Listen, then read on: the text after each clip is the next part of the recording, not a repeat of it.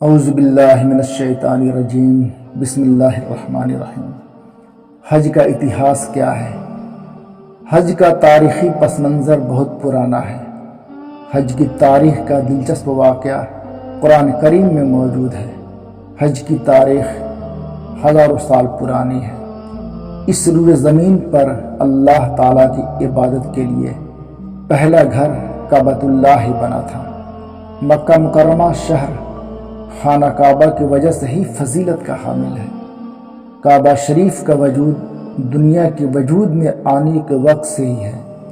کعبہ شریف کو پہلی مرتبہ دنیا میں فرشتوں نے بنایا تھا۔ مستند روایات کے مطابق حج کی ابتدا ابراہیم اور اسماعیل علیہ السلام کے وقت سے ہوئی ہے۔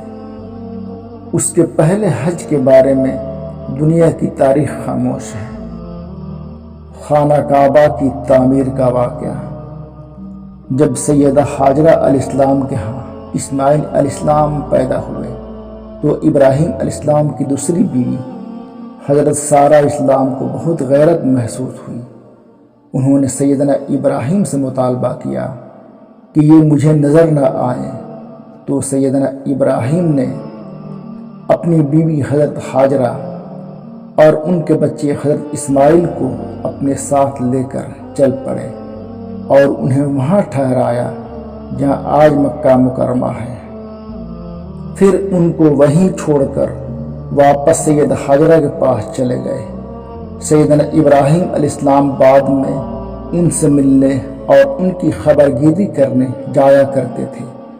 ایک دفعہ تشریف لائے تو سیدنا اسماعیل زمزم کی جگہ کے قریب ایک درخت کے نیچے اپنے تیر درست کر رہے تھے۔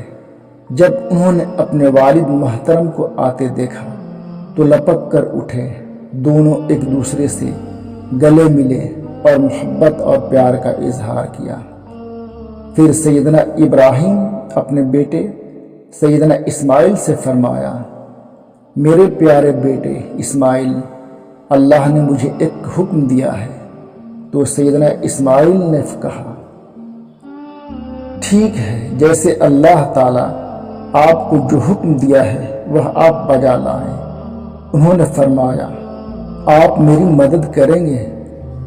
وہ کہنے لگے، ضرور کروں گا۔ سیدنا ابراہیم نے ایک بلند ٹیلے کی طرف اشارہ کرتے ہوئے فرمایا، مجھے اللہ نے حکم دیا ہے کہ میں یہاں اللہ کا گھر بناؤں۔ پھر انہوں نے مل کر بیت اللہ شریف کی بنیادیں اٹھائی۔ سیدنا اسماعیل پتھر لاتے تھے اور سیدنا ابراہیم عمارت بناتے تھے، حتیٰ کہ جب عمارت اونچی ہو گئی تو سیدنا اسماعیل یہ پتھر مقام ابراہیم لائے اور اپنے والد محترم کے پاس رکھ دیا تاکہ اس پر چڑھ کر عمارت بنا سکیں۔ سیدنا اسماعیل انہیں پتھر پکڑاتے تھے اور وہ دونوں تعمیر کے وقت بیت اللہ کے ارد گرد گھومتے ہوئے یہ دعا پڑھتے تھے، ربنا تقبل منا انک انت السمیع العلیم۔ اے ہمارے پروردگار، یہ کام ہماری طرف سے قبول فرما، یقیناً تو خوب سننے والا اور جاننے والا ہے۔ سورہ بقرہ آیت نمبر 127۔ حج کی ابتدا قرآن مجید کی اس دعا کے ساتھ ہوئی، بے شک سب سے پہلی عبادت گاہ جو انسانوں کے لیے تعمیر ہوئی وہ وہی ہے جو مکہ میں واقع ہے، یعنی کعبۃ اللہ۔ اس کو خیر و برکت دی گئی تھی اور تمام جہاں والوں کے لیے مرکز ہدایت بنایا گیا تھا۔ اس میں کھلی ہوئی نشانیاں ہیں۔ ابراہیم کا مقام عبادت ہے اور اس کا حال یہ ہے کہ جو اس میں داخل ہوا مامون ہو گیا۔ لوگوں پر اللہ کا یہ حق ہے کہ جو اس گھر تک پہنچنے کی استطاعت رکھتا ہو وہ اس گھر کا حج کرے، اور جو کوئی اس کی حکم کی پیروی سے انکار کرے تو اسے معلوم ہونا چاہیے کہ اللہ تمام دنیا والوں سے بے نیاز ہے۔ سورہ آل عمران آیت نمبر 95، 96، 97۔ اور لوگوں کو حج کے لیے اس انعام دے دو کہ وہ تمہارے پاس ہر دور دراز مقام سے پیدل اور اونٹوں پر سوار آئیں۔ سورہ حج آیت نمبر 27۔ وہی حج کی سنت ابراہیمی جب ہمارے رسول اکرم صلی اللہ علیہ وسلم تک پہنچی تو اس کی شکل کافی بگڑ چکی تھی۔ عورت اور مرد ننگے طواف کرتے تھے۔ پھر فتح مکہ کے بعد ہمارے نبی رحمت صلی اللہ علیہ وسلم نے بیت اللہ شریف کو ہر خرافات اور غلاظت سے پاک کر کے نئے سرے سے دوبارہ حج کی شروعات کی۔ نبی اکرم صلی اللہ علیہ وسلم نے فرمایا، اسلام کی بنیاد 5 چیزوں پر ہے، اس میں ایک حج بھی شامل ہے۔ یہ بخاری کی روایت ہے۔